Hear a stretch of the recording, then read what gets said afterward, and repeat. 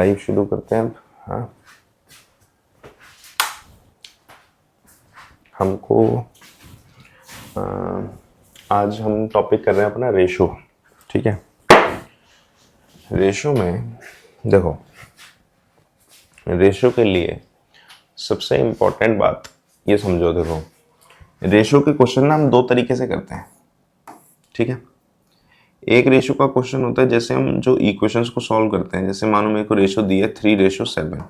ठीक है, किसी चीज़ की रेशो, तो मैं क्या करता हूँ, इसको 3x लेट कर लेता हूँ। मानो ए रेशो भी दी है, तो मैं क्या करता हूँ, ए को मैं क्या मान लेता हूँ 3x और बी को मैं क्या मान लेता हूँ 7x।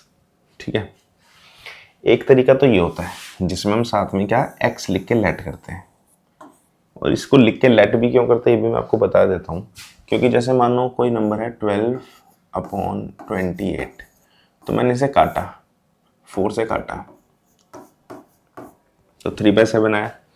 तो जब भी रेशियो बनती है तो वो कैसे बनती है, सेम नंबर से काटने के बाद। इसीलिए हम दोनों को सेम नंबर से मल्टीप्लाई कर देते हैं, क्योंकि हमें नहीं पता ये किस नंबर से कटे थे। ठीक है, एक तरीका होता है। दूसरा तरीका क्या होता है, जैसे ए रेशो भी दिया है मानो 3:7। ठीक है, सेम बात। इसमें मैं क्या लिखता हूँ, ए को 3 लिख लेता हूँ, बी को 7 लिख लेता हूँ। ठीक है, डायरेक्ट जो रेशो दिया था वही नंबर लिख लेते हैं। अब होता क्या है ना, देखो सर, दोनों तरीके से क्वेश्चन सॉल्व होते हैं, और ये कब कैसे होता है इसकी डीप अंडरस्टैंडिंग के लिए बहुत डिटेल में हमें जानना होता है, हमें समझ में अच्छे से आना चाहिए कि हम कब किस सिचुएशन में क्या करते हैं। तो जो जनरली हमारे पास रेशो और के जो एंट्रेंस टाइप के क्वेश्चंस आते हैं, जैसे हम अभी करने वाले हैं, तो इन क्वेश्चंस में हम क्या ना ये वाला मेथड यूज करते हैं, डायरेक्ट ए रेशो बी को नंबर ही लिख देते हैं, एक्स वगैरह लिखते नहीं है। क्यों? क्योंकि एक्स वगैरह आगे जाके कट जाएगा। लेकिन ये चीज़ आपको ना अभी नहीं पता चलेगी। ये चीज़ कैसे पता चलती है, जैसे जैसे हम क्वेश्चन सॉल्व करेंगे, प्रैक्टिस करेंगे, तो ये समझने के लिए कि हमें कौन सा मेथड यूज करना है बहुत टाइम लगता है। ठीक है, काफ़ी चीज़ें सीखनी पड़ती है हमको। तो फिलहाल के लिए मैं आपको ये बता दूं कि दोनों ही तरीके होते हैं, दोनों ही सही होते हैं। बस इससे क्या होता है, छोटा हो जाता है उससे थोड़ा सा। लेकिन इसका एक डिसएडवांटेज ये है कि ये हर जगह काम नहीं करता। ठीक है, लेकिन है कि यहाँ पे अभी के लिए हम ऐसे ही इस मेथड को यूज कर सकते हैं। डायरेक्ट हम क्या करते हैं, वैल्यू को 3 और 7 ही लिख लेंगे। ठीक है, तो क्वेश्चन करना शुरू करते हैं। ठीक, तो हमारा पहला क्वेश्चन है, ए रेशो बी क्या है 7:9 और बी रेशो सी क्या है 15:7। देखो भाई, ए अपॉन बी मेरा क्या है 7/9 है, और बी अपॉन सी मेरा क्या है 15/7 है। तो मेरे को ए रेशो सी बताओ कि ए अपॉन सी क्या होगा। ठीक है, तो ध्यान रखेंगे, बहुत कॉमन क्वेश्चन है, इस तरह का क्वेश्चन काफी आता है। तो हमको करना क्या होता है ऐसे में, देखो ये ना एक बेसिक सी बात है कि देखो, इसमें भी बी है और इसमें भी बी है। जब कभी भी हम चीज़ों को कंपेयर करते हैं इस तरीके से, तो जहाँ पे नाम सेम होता है, जिसमें जैसे यहाँ पे बी भी सेम है, तो हम उसकी वैल्यू को सेम बनाते हैं। ठीक है, जैसे यहाँ बी की वैल्यू 9 है, 15 है, तो 9 और 15 को मैं कंपेयर नहीं कर सकता, इसीलिए इसको सेम बनाने के लिए मैं 9 और 15 दोनों को क्या 45 बना सकते हैं ना, 15 3 45। जिसको 45 बनाने के लिए मैं क्या करूँगा, इस इक्वेशन को मैं 5/5 से मल्टीप्लाई कर देता हूँ, तो क्या 35/45, और इसको मैं 3/3 से मल्टीप्लाई कर देता हूँ, या 45/21। क्योंकि देखो मैथ्स में होता क्या है, जैसे मानो 7/3 है, मैं इसको 3 से मल्टीप्लाई नहीं कर सकता क्योंकि गलत तो इक्वेशन की वैल्यू बदल जाएगी। लेकिन मैं 3/3 से तो कभी भी मल्टीप्लाई कर सकता हूँ, क्योंकि जब मैं इसको 3/3 से मल्टीप्लाई कर रहा हूँ तो एक्चुअल में मैं इसको किससे मल्टीप्लाई कर रहा हूँ, 1 से ही तो मल्टीप्लाई कर रहा हूँ। तो होता है क्या, वैल्यू चेंज नहीं होती। इसीलिए जब भी आपने देखा होगा, हम बहुत बार इसको यूज करते हैं कि 5/5 से मल्टीप्लाई कर दो, 3/3 से मल्टीप्लाई जैसे मैंने यहाँ किया, तो ऐसा इसलिए कर सकते हैं क्योंकि एक्चुअल में हम किससे मल्टीप्लाई कर रहे हैं, 1 से ही तो मल्टीप्लाई कर रहे होते हैं, तो वैल्यू चेंज नहीं होती। ठीक है, तो यानी कि मैं a/b को ab लिख सकता हूँ और b/c को ab लिख सकता हूँ।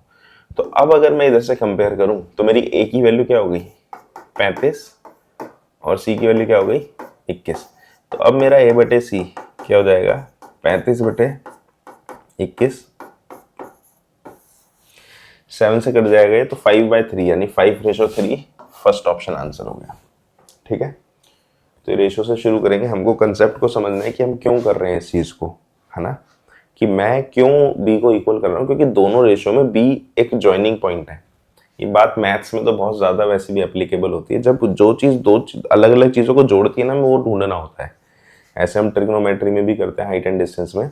दो ट्राइंगल को जोड़ने वाली चीज़ मैथ्स में हमेशा, या फिजिक्स में जब भी हम न्यूमेरिकल सॉल्व करते हैं, तो आप ये ध्यान रखेंगे कि जब बहुत सारी कंडीशंस दी होती है तो वहाँ पे एक पॉइंट होता है जो सभी को जोड़ता है।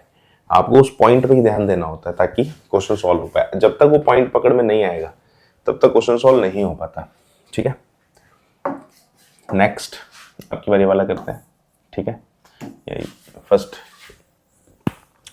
आपकी बार बोल रहा है एक्स इज 1/3y। भाई एक्स इज 1/3y, या फिर इसको आप ये लिख लो कि x अपॉन वाई क्या है, 1/3 है। इसका मतलब ये हो गया।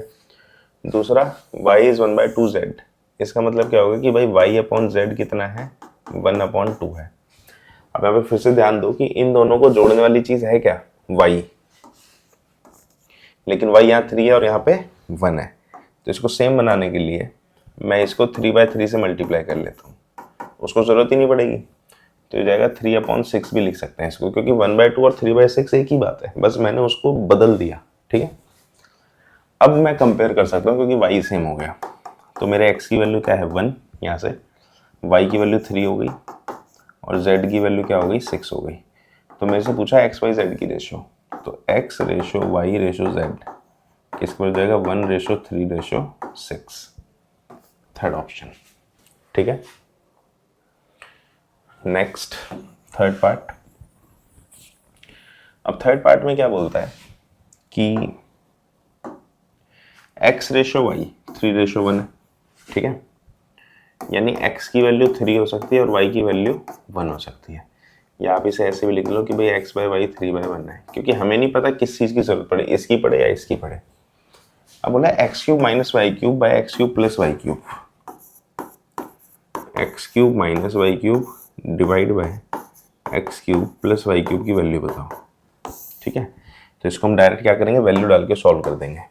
भाई x की जगह 3 लिख दिया, 3 का क्यूब माइनस 1 का क्यूब डिवाइड बाय इसको 3 का क्यूब प्लस 1 का क्यूब। 3 का क्यूब हो गया 27 - 1 बटे में 27 + 1,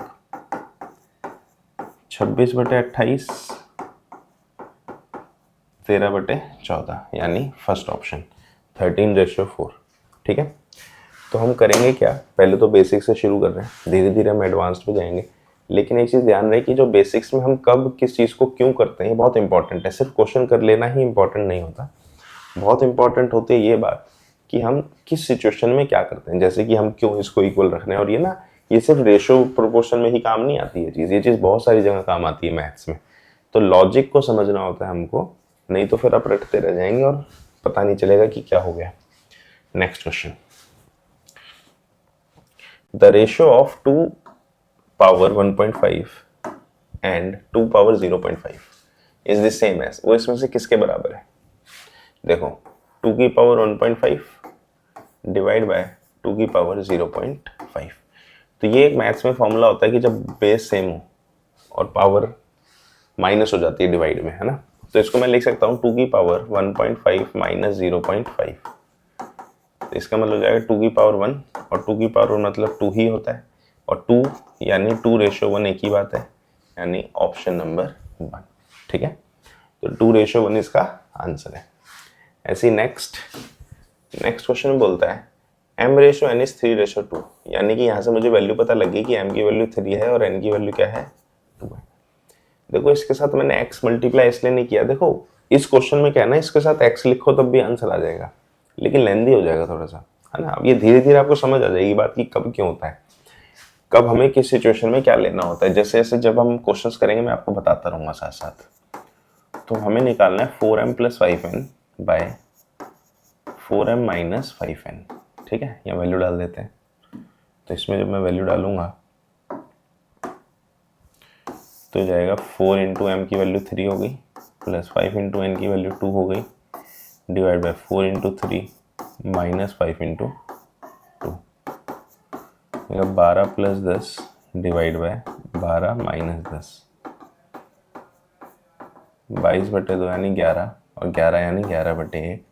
ये ऑप्शन नंबर 3 आंसर है। ठीक है, तो काफ़ी आसान टॉपिक होता है, ऐसी कोई घबराने वाली बात है नहीं। बाकी हमारे साथ तो वैसे भी नहीं है। जैसे जैसे आगे बढ़ेंगे, अभी तो स्टार्टिंग करी है हमने टॉपिक की, जैसे जैसे आगे बढ़ेंगे पूरा कंप्लीट कर लेंगे। ठीक है, हर लेवल पे। Next is A/B। देखो भाई, A/B यानी A/B क्या दिया है 3/4। ऐसे B/C दिया क्या है 5/7। B/C क्या है 5/7। C/D है 8/9। C/D है 8/9। तो सबकी A/D निकालो। तो ये तब तक नहीं हो सकता जब हम इसे कंपेयर ना कर ले सबको। ठीक है, तो पहले हम क्या करते हैं, पहले इन दोनों को सेम बनाते हैं। इसको भी भूल जाओ एक बार के लिए। तो 4 है और ये 5 है, B है ना दोनों में, तो इसको मैं 5/5 से गुना कर दिया तो हो गया 15/20। और इसको मैंने 4/4 से गुना कर दिया तो हो गया 20/28। देखो B भी सेम हो गया। तो यहाँ से अगर मैं निकालूं कि A/B/C कितनी होगी मेरी, या फिर A/C भी निकाल सकते हो, ये 15/20/28 हो गया। या फिर यहीं से आप एक चीज़ और ले सकते हो कि A/C अगर डायरेक्ट निकालो तो A/C क्या हो गया 15/28। 15/28 ये भी हो सकता है। अब देखो भाई, मेरे को पता है A/C क्या हो गया मेरा 15/28। ठीक है, और यहाँ से C/D क्या हो गया 8/9। अब इन दोनों को सेम बनाना है CC को, तो 28 दूनी 56 बना के कर सकते हैं। तो इसको मैंने क्या करा 2/2 से मल्टीप्लाई किया तो ये गया 30/56। और इसको 7/7 से करेंगे तो 56/63। अभी दोनों सेम हो गया। तो यहाँ से मुझे क्या पता लगेगा कि भाई A/D, मेरा A/D आ गया 30/63 है ना, 30 और 63। इसको 3 से कैंसिल कर सकते हैं तो 10/21। Option number 4। क्लियर है। तो ऐसे ही हमारे सारे टॉपिक्स क्लियर होते रहेंगे। बाकी नेक्स्ट क्वेश्चन करते हैं। ठीक है, रेशियो एंड प्रोपोर्शन का रेशियो टॉपिक चल रहा है आज हमारा। A/B, B/C and D/C। ठीक है, सिंप्लीफाई करते हैं इसको भी। देखो भाई, A/B की वैल्यू दी है 2/9 डिवाइड 1/3 लिख सकते हो आप इसे सिंप्लीफाई कर लो पहले। ये मल्टीप्लाई 3/1 हो जाएगा, 3 से 3 कैंसिल, आंसर आता है 2/3। ठीक है, ये क्या हो गया हमारी A/B की वैल्यू आ गई। A/B क्या हो गया मेरा 2/3 हो गया। ठीक है, ऐसे B/C की रेशो निकाल लो। B/C मेरा क्या है 2/7 डिवाइड 5/14। इसे सिंप्लीफाई करेंगे 2/7 मल्टीप्लाई 14/5, 4/5। ये मेरी क्या होगी B/C की वैल्यू। ठीक है, ऐसे C/D को भी सिंपल D/C। हाँ, ध्यान से देखो ये क्या दिया है D/C, कंफ्यूज करने के लिए आप इसे C/D लिख लो। उल्टा कर दिया मैंने इसको यहीं पे। ठीक है, क्योंकि जब हम सीक्वेंस में करते हैं ना तो ऐसे ही होता है, लेकिन उन्होंने उल्टा दिया हुआ है, इसीलिए 3/5 डिवाइड 7/10 लिखो। मैंने पहले ही उसको बदल दिया। ठीक है ना, जो इस पे ध्यान नहीं देगा उसका क्वेश्चन गलत हो जाएगा। ऐसे ही क्वेश्चन को मुश्किल बनाते हैं वो जानबूझ के ऐसी चीज़ देते हैं जहाँ गलती करे बंदा। तो 6/7 हो गया C/D। अब मेरे पास तीनों वैल्यू आ गई। अब इनको वैसे ही सेम बनाएंगे, है ना। तो कैसे बनाएंगे, देखो मैं अलग से लिख लेता हूँ पहले। भाई A/B मेरा 2/3 है, B/C मेरा 4/5 है और C/D मेरा 6/7 है। ठीक है, अब हम क्या करेंगे, पहले ऊपर के दो को लेके तीनों की रेशो बनाते हैं। तो इसको बनाने के लिए B को सेम बनाना है। B को सेम कैसे बनाएंगे, 3 और 4 है तो इसको 4/4 से कर दो और इसको 3/3 से गुना कर दो, हो जाएगा 8/12, ये जाएगा 12/15। तो यहाँ से A/C क्या हो गई मेरी 8/15 आ गई ना।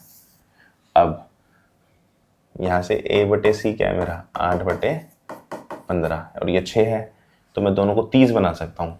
30 बनाने के लिए इसको 2/2 से करा तो ये होगा 16/30, और इसको मैं 5/5 से करूँगा 30/35 हो जाएगा ये। ठीक है,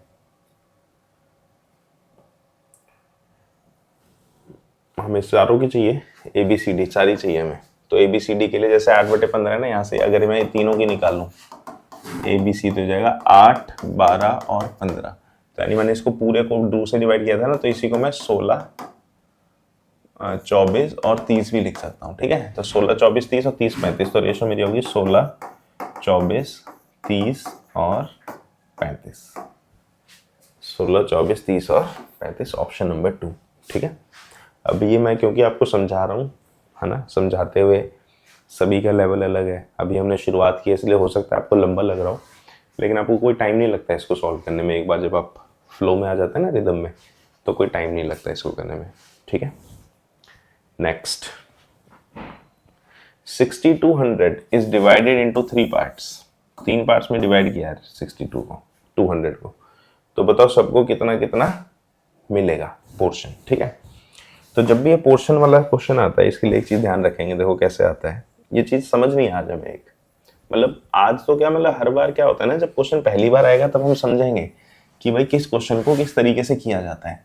ठीक, तो पहले मैं ना इसकी रेशो को सिंप्लीफाई कर लेता हूँ।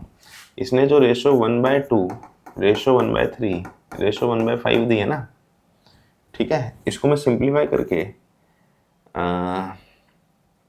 इसका एलसीएम क्या आ गया, यहाँ पे समझ लो इसको मल्टीप्लाई बाय 30 से मल्टीप्लाई कर दो, क्योंकि एलसीएम इसका 30 आएगा।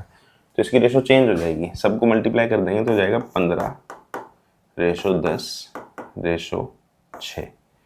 तो 15/10/6 लिखो आप, या 1/2, 1/3 और 1/5 लिखो, बात एक ही होती है। ठीक है, क्योंकि जो 30/30 से मल्टीप्लाई करते हैं ना एक्चुअल में हम, तो ये डिनोमिनेटर से डिनोमिनेटर कट जाता है सबका। ठीक है, तो आप इस रेशो के केस में डायरेक्ट किसी नंबर से मल्टीप्लाई भी कर सकते हो, जैसे मैंने 30 से किया, तो ये रेशो सेम रहती है। क्लियर, यही रेशो की खासियत है। अब यानी इसको मैं ऐसे ना लिख के कैसे लिख सकता हूँ, 15/10/6। ठीक है, 15/10/6। अब होता क्या है ना, जब भी रेशो दी होती है तो हम इन तीनों को प्लस करो, ठीक है, 15 और 6, 21 और 10, 31 हो गया प्लस करके। तो जैसे अगर ये ABC 3 नाम है, तो यहाँ पे A का शेयर कितना हो जाता है, 15/31 हो जाता है। ये बात समझने वाली है। अब यहाँ पे एक बात समझो, जब भी हमें रेशो दी होती है ना 15/10/6, और आपसे पूछा जाए कि A का शेयर बताओ, तो A का शेयर क्या हो जाता है, इन तीनों को प्लस कर लो, तो 31 है ना, तो 15/31 में से 15 हिस्सा A का, ऐसे B का हो जाएगा 10/31, 31 में से 10 हिस्सा B का, C हो जाएगा 6/31, 31 में से 6 हिस्सा C का। तो हमेशा जब भी रेशो दी हो और किसी एक के बारे में पूछा जाए कि भाई इसका कितना हिस्सा आएगा, तो हमेशा ऐसे निकलता है, बात ध्यान रखनी है। ठीक है, ये सीख रहे हैं हम भाई ये चीज। अब हमारे पास टोटल कितना है, 6200, यानी A का हिस्सा कितना है, 15/31 गुना में 6200, तो 31 से जाएगा 200 पे, तो 15 दूनी 3000, तो A की वैल्यू क्या आ गई, 3000। तो हमारा फर्स्ट ऑप्शन आंसर आ गया। हालांकि सारे सॉल्व भी कर सकते हो आप, 2000 और ये 1200 आ जाएगा सॉल्व करके। ठीक है, तो ऐसे B का शेयर अगर आपको निकालना है तो मल्टीप्लाई बाय 6200 करोगे तो 31 से 200 जाएगा, तो ये होगा 2000। ऐसे ये भी मल्टीप्लाई 6200 करोगे तो ये 200 से जाएगा, तो ये जाएगा 1200। 3000, 2000 और 1200। ठीक है, तो ये मेथड या रेशो के बारे में कुछ चीज़ें हमने सीखी है कि कैसे हम उसका वैल्यू निकाल सकते हैं, किस किस तरीके से, कैसे हमें 2 रेशो दी हो तो 3 को कैसे कॉमन करते हैं, 4 को कैसे कॉमन करते हैं, वैल्यू कैसे निकालते हैं, या रेशो से किसी का हिस्सा निकालना हो तो कैसे निकालते हैं। ठीक है, तो ऐसे ही हम आगे धीरे धीरे सारा टॉपिक क्लियर कर लेंगे। अगर आपको कोई भी डाउट है तो आप मैसेज छोड़ सकते हो। ठीक है, बाकी बेस्ट ऑफ लक आगे के लिए।